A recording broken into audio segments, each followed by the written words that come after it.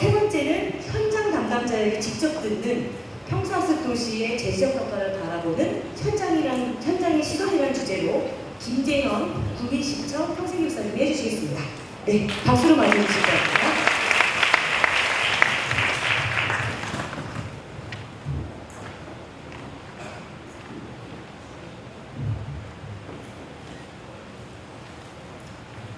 네, 안녕하세요. 인사드리겠습니다. 국민시청 평생교육사 김재현입니다. 반갑습니다.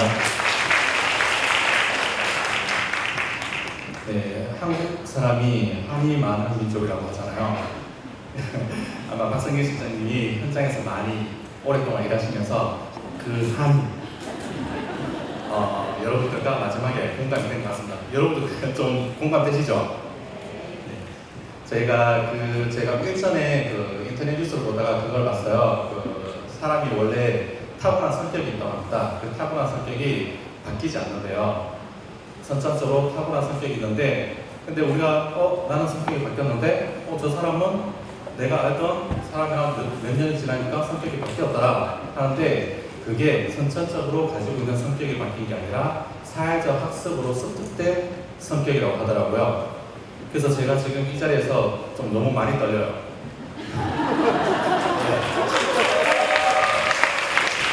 제가 학습 조치하고 시도진흥원 경력까지 해가지고 현장에서 평생교육사로 계실 거예요. 지금 10년이 넘어가고 있는데 그동안 다져진 사회적인 학습 성격으로 인해가지고 강의를 한다거나 토론을 한다거나 전혀 떨림이 없었는데 오늘은 너무 떨립니다. 원래 가지고 있는 성격이 압박을 당하거나 한계에 도달했을 때 가지고 있는 성격이 드러난다고 하더라고요.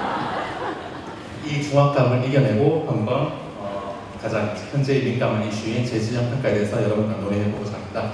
일단 본격적으로 들어가기 전에 여러분에게 가장 기본적으로 말씀해드리고 싶은 것은 이 재지정 평가 추진해 나가는 과정 그리고 평가 지표를 바라본 많은 평생교육 현장의 목소리를 전하면서 절대 제 개인적인 의견은 담지 않으려고 노력하겠습니다. 그리고 이 평가 지표에서 있었던 많은 평생교육수의 현장을 객관적으로 전달하면서 뒤에 있을 2부에서 그 객관적 평가 지표가 정말 올바르게 되었는지 정말 여기 있었던 많은 평생교육 현장 관계자들의 목소리처럼 잘못된 평가인지는 선생님들한테 그 판단을 맡기도록 하고 저는 그 판단을 할 수 있는 가장 기본적인 서두만 이 자리에서 논의하도록 하겠습니다. 그래서 가장 평생학습도시 재지정 평가가 어떻게 왜 이루어져야 하는지 먼저 앞쪽에서 살펴보고 그리고 어떻게 진행되고 그 평가 지표는 어떻게 할 것인지 그리고 그러한 상황에서 우리 평생학습도시의 평생학습 관계자들은 어떻게 이 평가 지표에 대응을 해야 되고 어떻게 평가 지표를 준비해야 되는지 한번 구상해 보았습니다.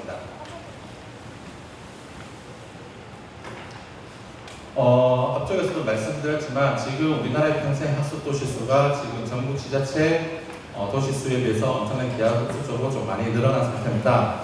지금 앞쪽에서 169개, 저는 167개라고 했죠. 이건 교육부에서 바라보는 평생학습도시 수와 그리고 전국 평생학습도시 협의회에서 바라보는 평생학습도시 수가 다릅니다.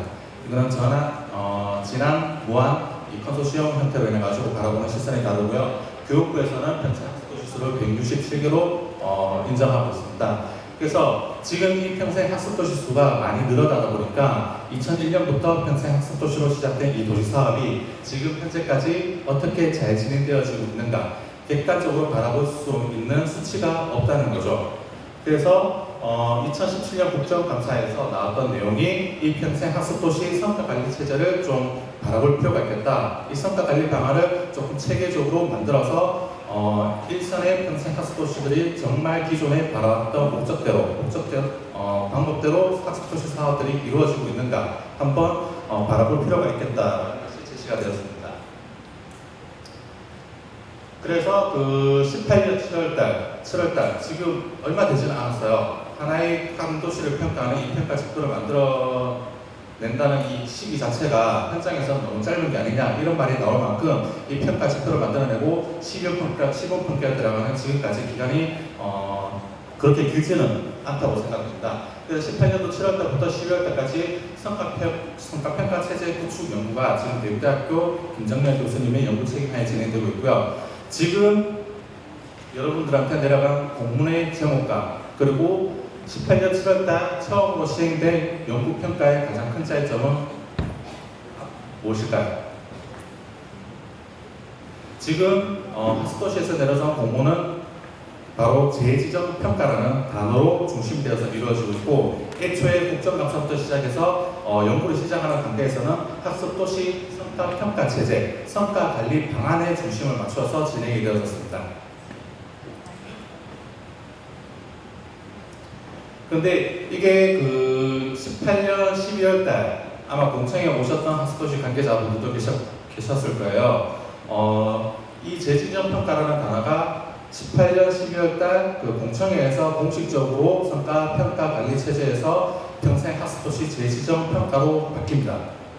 이 명칭 자체가 바뀐 부분에 대해서는 교육부도 그렇고 국가평생교육진흥원에서도 그렇고 명확하게 설명은 아직 되지 않은 상태였기 때문에 아마 평생 학습도시에서도 이 부분에 대해서 조금 많은 의견과 조금 항의성 질문 이런 부분도 있었다고 생각합니다. 또 그리고 교육부도 그렇고 국가평생교육진흥원도 그렇고 공청회, 사업설명회 그리고 간담회라고 많은 학습도시 관계자들의 의견을 듣는 자리가 있었다고 하지만 실제적으로 그 간담회 같은 자리가 학습도시 관계자들의 이해를 정말 정확하게 구성할 수 있는 자리였는지, 그리고 그 간담회의 참여 대상은 누구였는지, 일시는 어떻게 되었고 행사 자체의 추진 방법이나 과정은 어떻게 되었는지에 대해서 학습도시 관계자들이 정확하게 납득하고 이해할 수 있을 만큼 진행되지 않은 상황이라고 많이 보여지고 있다고 말하고 있습니다.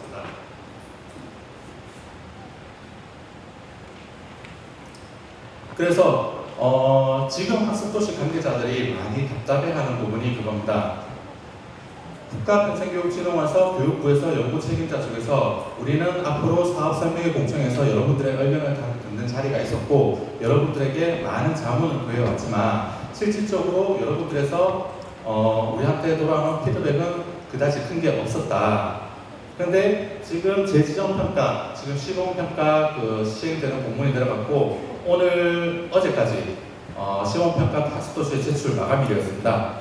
그런데 이런 지적에서 와서 그 재지정평가 지표가 있었던 많은 현장의 의견들이 재지정평가, 시범평가의 지표가 담겨왔느냐 하는 의문을 들었을 때 학습도시 관계자들이 그 의문을 해소시켜 줄 수 있는 교육부의 정확한 답변 그런 것도 없었고요. 재지정평가, 시범평가 지표에도 정확히 반영이 안 되어져 왔죠. 지금 여러분들이 아마 공문을 보셨고 시범평가에도 설명회도 참석하셨고 공청회도 참석하신 관계자분들은 아셨겠지만 지표에서 변화는 전혀 없습니다.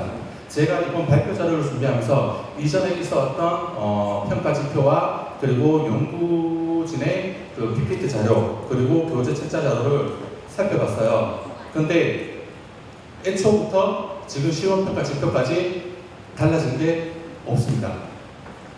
과연 이 부분에서 현장의 평생학도시의 의견들이 반영되었다고 말해질 수 있을까요?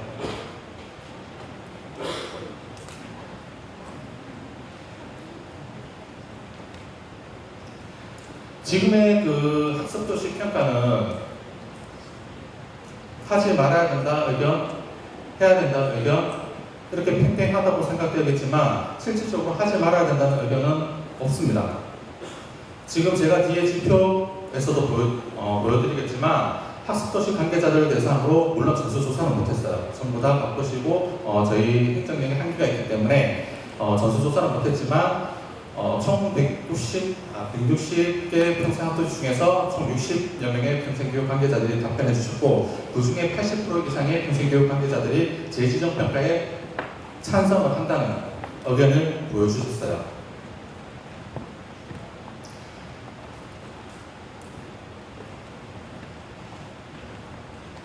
자, 그러면 학습도시 재지정 평가에 있어서 가장 중요한 이 평가의 하는 부분입니다.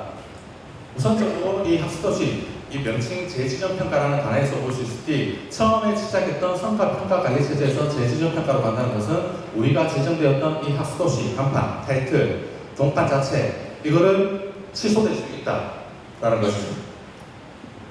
지금은 우리 도시가 평생 학습도시였지만 이 평가 체제를 통해 가지고 탈락이 된다면 이 동판 자체가 반납을 해야 된다는 상황까지 오게 됩니다.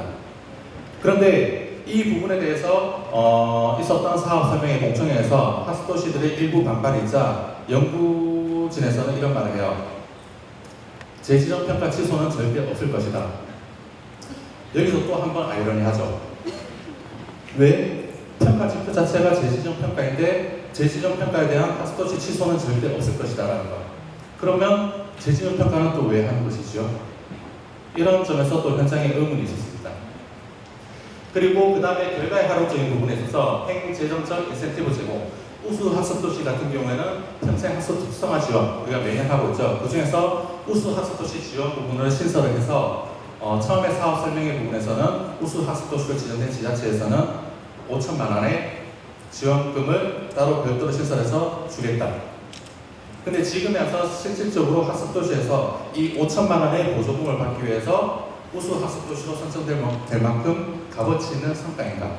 라는 의문이 또 들 수가 있습니다. 그리고 매해 평생 학습 대상에서 이 우수 학습도시랑 표창 동판 수여를 한다고 하고 유네스코 학습도시상 후보 추천에 우수 학습도시를 추천을 한다고 했습니다. 또 이 부분도 현실적으로 조금 괴리가 있죠. 실질적으로 앞쪽에서도 말씀드렸지만 유네스코 학습도시 GNSC 도시가 지금 국내에 47개 도시입니다. 근데 이 47개 도시에 지금의 교육부 평생 학습도시가 있는 도시도 있지만 학습도시가 아닌 것도 GNSC에 가입되어 있는 도시가 있어요. 그러면 실질적으로 유네스코 학습도시상 후보 추천에 우리 평생 학습도시에서 우수 사례가 나와서 후보 추천에 올라간다고 하면 이 유네스코 학습도시에 있는 비평생 학습도시는 왜 저쪽은 우수 학습도시가 아닌데 왜 GNSC 유네스코 학습도시 후보 추천으로 올라가지 하는 반발도 있을 수 있다는 것이죠. 이 현장에 대해서 아직까지 구체적인 검토가 이루어지지 않은 상태에서 조금 일부분에서는 하는 얘기는 선신성 인센티브 제공이 아닌가, 뭔가 분리가 당길 만한 미끼성 인센티브 제공이 아닌가 하는 의견도 지금 나오고 있습니다. 그리고 재지정 유예 시공부 같은 경우는 부평원 중앙 컨설팅을 실시한다고 했는데 실질적으로 이 재지정 평가에서 나오는 가장 우선적인 의견이 이거였죠. 지금의 현실에 있어서 재지정 평가를 지금 왜 와서 하는 게 아니라 평생 학습도시 지정 사업이 지금 20년이 가까워지는 지금 이 시점에서 교육부에서 국가평생교육진흥원에서 학습도시 지정만 해놓고 그 뒤에 왜 지속적인 컨설팅을 하지 않았는가? 그런데 그런 건 없는 상태에서 이제 이 시점에서 재지정 평가라는 잣대를 들이매고 이 재지정 평가라는 지표에 맞춰서 컨설팅을 한다. 너무 순서가 조금 잘못되지 않았는가 하는 의견도 있었다는 거죠. 그리고 평가 및 참여 시공부 같은 경우는 평생 학습도시 재지정 불이익 조치를 한다. 언뜻 들으면 반뜻박성 멘트라고 생각될 수 있습니다.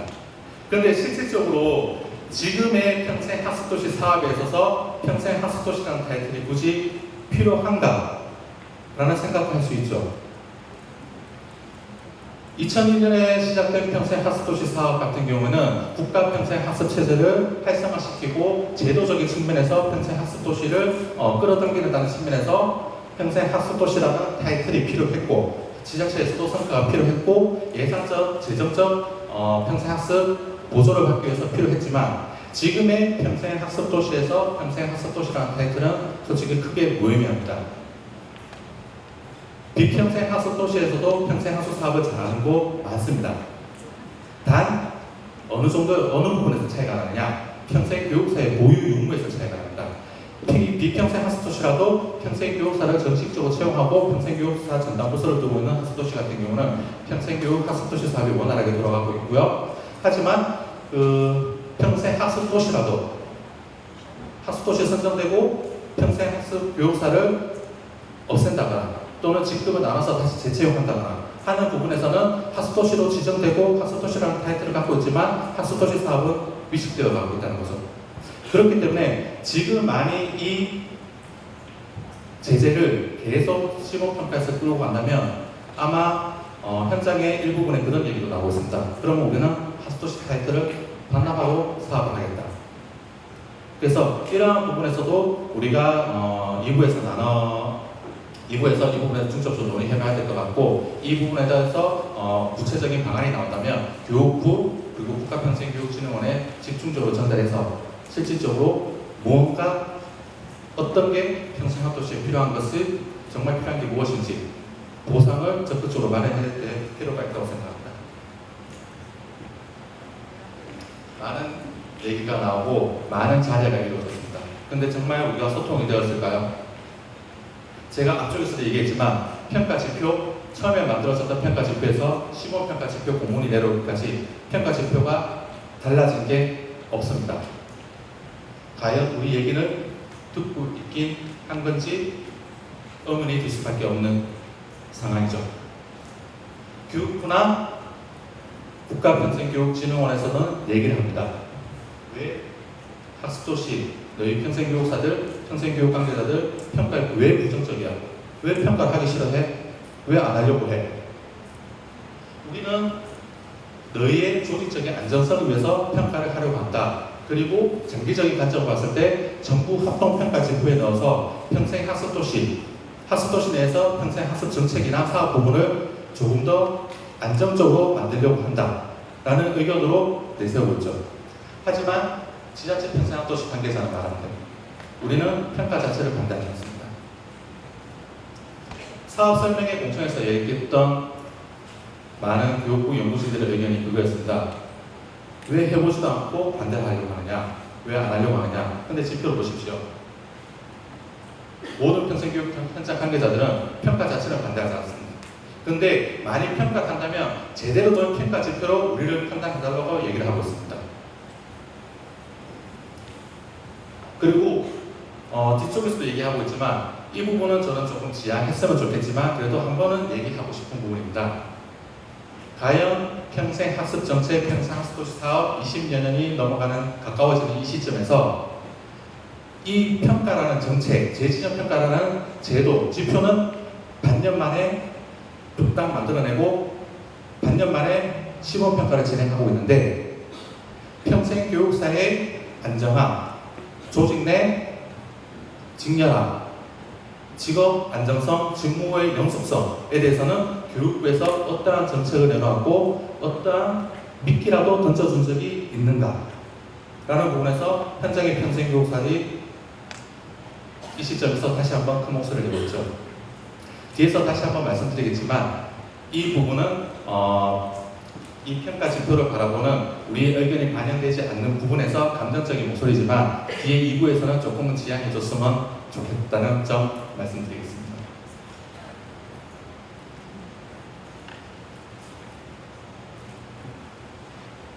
평가 지표를 한번 들여다보겠습니다. 실질적으로 정성평가, 정량평가 많은 지표가 있지만 이 평가 자체를 제가 다 설명드리지는 못합니다. 2부 워크숍 자리가 있기 때문에 이 지표 하나하나에 대해서 의견 토론을 나누는 자리가 되었으면 좋겠고요. 저는 여기서 현장의 평생교육사들을 대상으로 설문조사를 했고요. 그리고 이 설문조사를 바탕으로 조금은 부정적인 지표에 대해서만 간단히 설명을 넘기고 문제 제기를 해보고자 합니다. 사업계획의 적정성, 이 정성평가 부분인데요. 사업계획의 적정성, 조직 인력 관리, 전담 인력 역량 강화, 평생교육 예산 이 부분에 대해서는 어느 정도 찬성한다는 입장 그리고 적정하다는 입장이 나오고 있습니다. 하지만 평생학습 시설 확보를 위한 노력, 정보관리의 적정성, 학습 홍보활동, 프로그램 운영 개선 이 부분에서 낮은 결과를 바라보고 있습니다. 간단하게 설명을 드리면 평생학습 시설 확보를 위한 노력 이 부분의 정성평가 그리고 정량평가에도 같이 들어가 있는 부분인데 평생학습, 지자체에서 평생학습 시설을 위해서 시설 확보를 위해서 어떠한 노력을 했는가 단순 연면적 수치 그리고 지자체에 대해서 이 평생학습 시설을 위한 것은 단순히 지자체에서 운영하고 있는 평생교육시설, 평생교육원, 평생학습관도 있지만 그거를 설립할 수 없고 운영할 수 없는 지자체 같은 경우는 민간의 많은 평생교육시설을 협약을 맺는다거나 협조 그리고 공간 기부를 받아서 평생학습 프로그램을 운영하는 지자체도 많이 있습니다. 과연 그러한 상황에서 지자체가 운영하는 지금 평생학습시설과 그리고 민간에서 네트워킹을 맺어서 운영하는 많은 평생교육시설, 읍면동 행정학센터, 복지 그리고 학습소, 교습소 그리고 카페 이러한 시설들의 평생학습 프로그램 들어가는 모든 평생학습 시설들을 정량화시키고 정상화시켜가지고 과연 지표평가를 잣대라는 어떻게 드릴 것인가 라는 것에서 얼굴을 둘 수가 있죠. 그리고 정보관리의 적정성, 평생학습 홈페이지 관리, 그리고 학습자 가입수, 접속자 수 과연 평가를 할 수 있을까요? 지금 지자체에서 운영하고 있는 평생교육 홈페이지 같은 경우에는 운영하고 있는 지자체도 있지만 없애는 지자체도 있습니다. 왜? 시도진흥원이 활성화되고 시도진흥원들 대상으로 국가평생교육부 국가평생교육진흥원에서 중점적으로 폈던 사업 혹시 기억나시나요? 다모아 평생교육 전공원에 들어보셨을 겁니다. 다모아 평생교육 전공을 활성화시키고 구축시키기 위해서 많은 예산을 들었습니다. 근데 저도 시도진흥원에 있었지만 이 다모아 평생교육진흥원에 많은 예산을 들었지만 국가적인 차원에서 이거를 활성화시키려는 정책적 홍보는 없었습니다. 하지만 지자체에서 시도진흥원과 현장의 평생교육사들이 머리를 맞대면서 우리 어차피 예산 들여서 이 다모아 평생교육 전공만이라는 좋은 시스템을 만들었으니까 활성화시켜보자. 그래서 일반적으로 기초지자체 같은 경우는 그럼 우리 평생학습 홈페이지 없애고 우리 시민들, 국민들 다모아 평생교육 정보만 이용하도록 할게 라고 그쪽으로 전환시킨 지자체도 있습니다. 그러한 지자체 같은 경우는 이 정보관리의 적정성 부분에서 어떻게 평가 지표를 내야 될까요? 그리고 교육부에서 연구진에서는 어떻게 평가해야 될까요? 그런 지자체 같은 경우는 평가 점수 자체가 0점이 될 수밖에 없습니다. 그리고 홍보활동 요구. 지금 지자체에서 많은 평생학습 사업하면서 제일 많이 중점을 두고 있고 제일 많이 어려운 부분이 홍보활동입니다. 이것은 홈페이지를 통해서 홍보하는 것보다는 지금의 홍보 방법은 거의 SNS, 문자, 그리고 많은 소셜 네트워크 서비스 입소문, 그리고 현장에서 가장 많은 돈이 들지만 효과가 크다고 볼 수 있는 현수막, 이것들을 어떻게 평가 지표에 반영할 수 있고 증빙할 수 있을까요? 그리고 프로그램 운영 개선 노력도 마찬가지입니다. 그리고 동아리 지원, 지금의 평생학습 동아리 지원 같은 경우는 우리 평생학습 이끌어 나가는 가장 기본적인 조직은 평생학습 동아리이고 동아리를 활성화시켜야 된다는 부분에서는 많이 공감을 하고 있습니다. 그런데 이 동아리에 대한 단순 보조금 지원에 대해서는 지금 지자체 현장 관계자들 사이에서는 많은 의견이 갈리고 있습니다.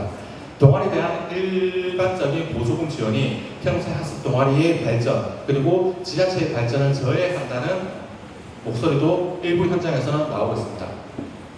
그래서 현장에서는 이 평생학습 동아리를 활성화시키는 부분에 대해서 단순히 보조금을 지원하는 부분이 아니라 다양한 구간에서 활성화시키는 방법이 제공되어지고 있는데 이 부분에 대해서 평가 지표를 어떻게 설정할 것인지 지금의 평가 지표로 과연 판단이 가능할 것인지 조금 조정할 필요가 있다라는 의견도 나오고 있습니다.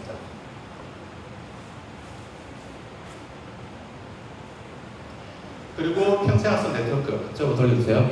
이 네트워크 같은 경우에는 지금 이 지표 자체 내에서 성과 증빙 자료로 내는 게 기관과의 협약서입니다.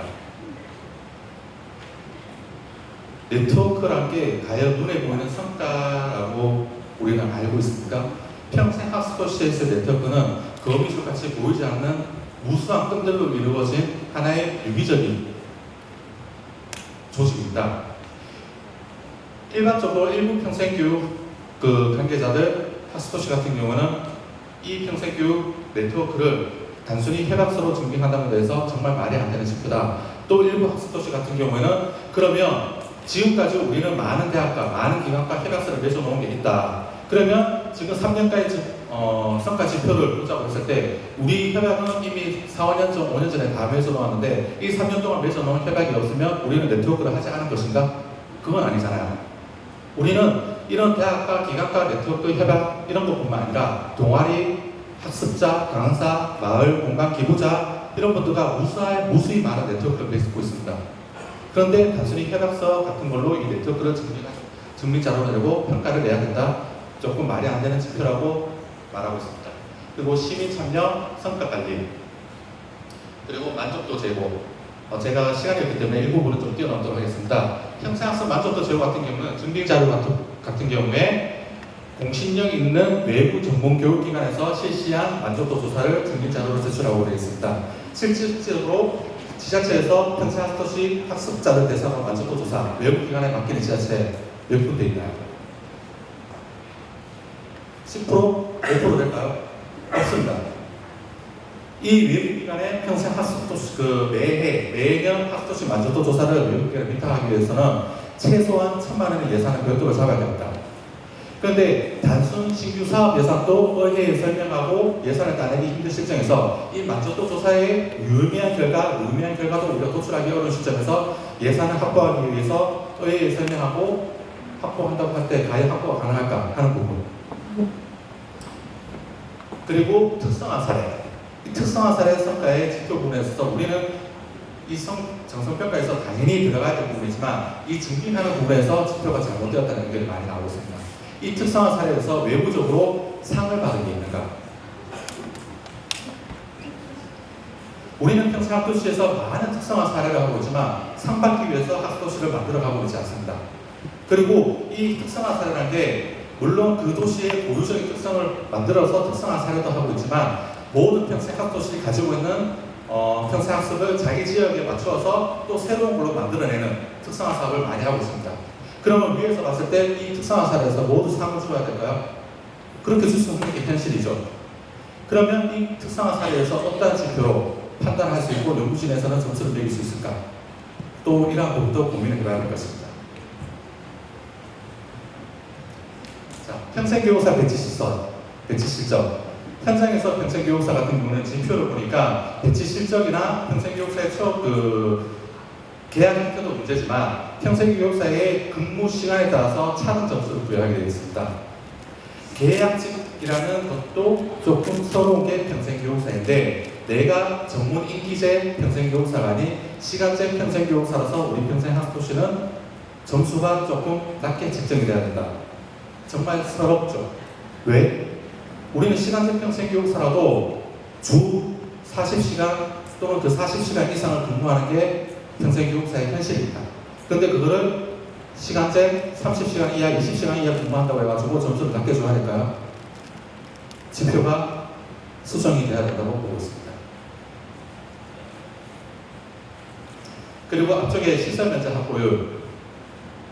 교육부에서 또는 국가평생교육진흥원에서 지자체의 평생교육 시설을 만들 수 있게 예산을 지원해 줄 수 있나요? 현실적으로 불가능하지 않습니까?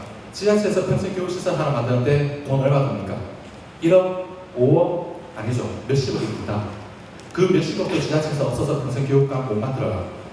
그런데 다른 여성가족부, 산업통상부, 행정안전부 다른 부분으로 어떻게든 꼬아서 학습시설을 만들어내고 평생학습을 갖다 붙입니다. 그렇게 해서 평생학습 사업을 하고 있습니다. 그런데 지금의 이 평생학습시설 확보를 우리가 안 하는 게 아니지 않습니까? 그런데 이 학부시설 면적에 대한 노력 여부를 평가잣대로 들이대고 있다. 어떻게 판단해야 될지 이것도 여러분들 판단에 맡기도록 하겠습니다.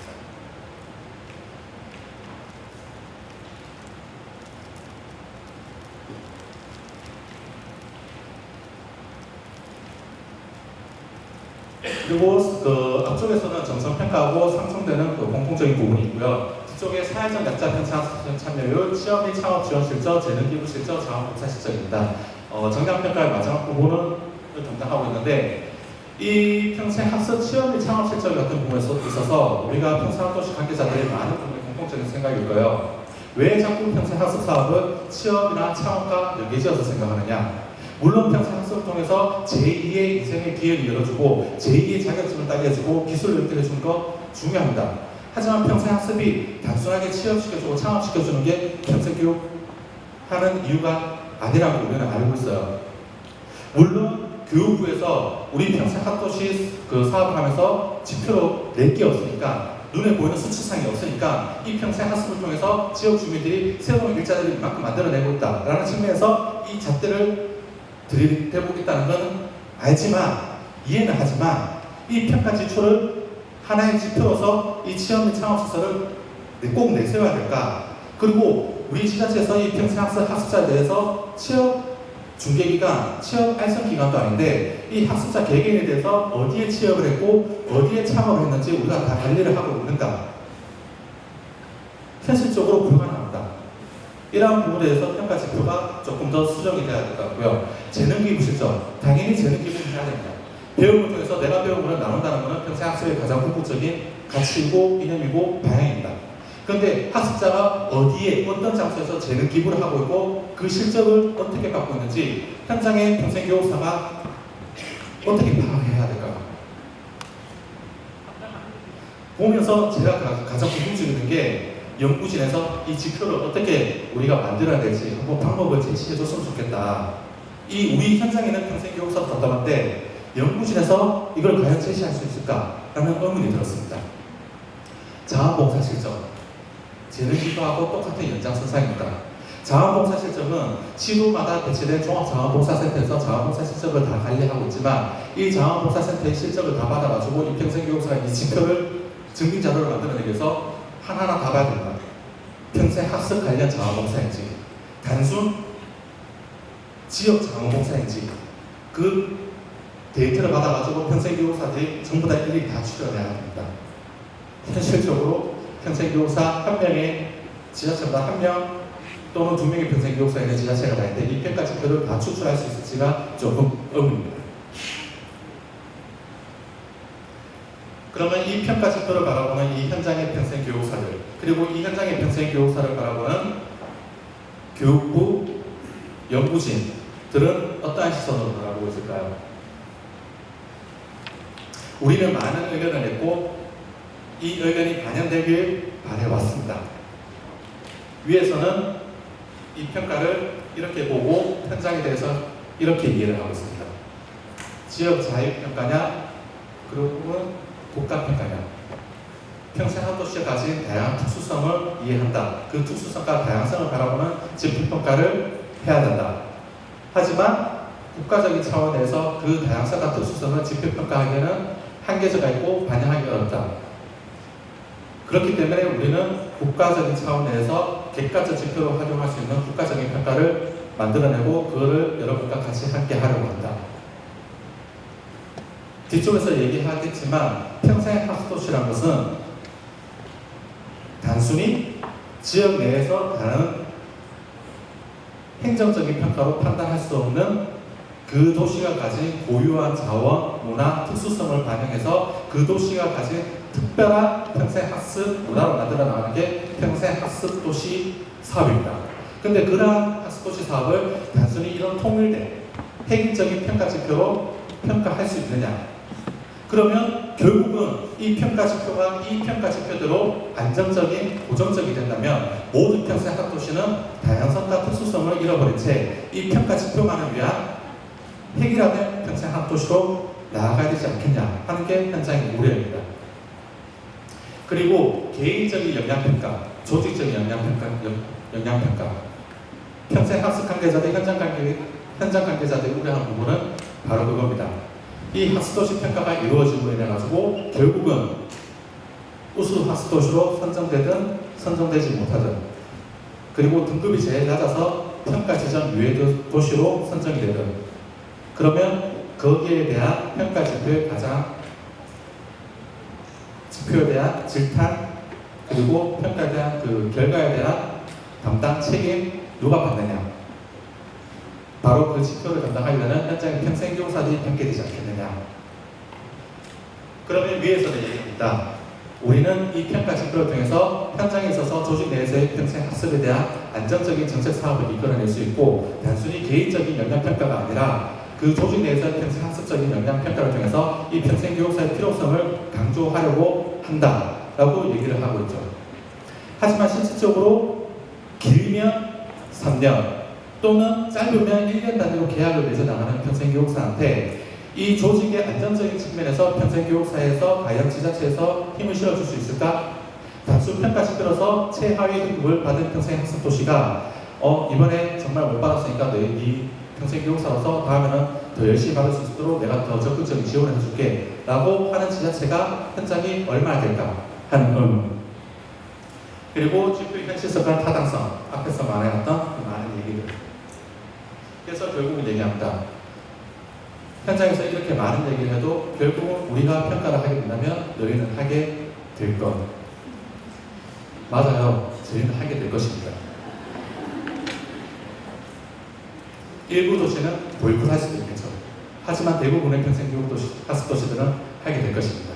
그것을 위해서도 알고 있다는 것이죠. 그렇기 때문에 저희는 정시 평가가 되기 전에 이 재진입 평가 지표들을 수정할 건 수정해야 된다는 것이죠.